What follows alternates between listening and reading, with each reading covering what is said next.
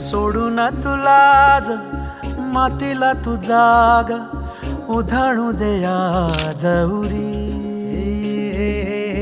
उजाडू दे आज साकड हे माग होऊ दे पहाट नवी.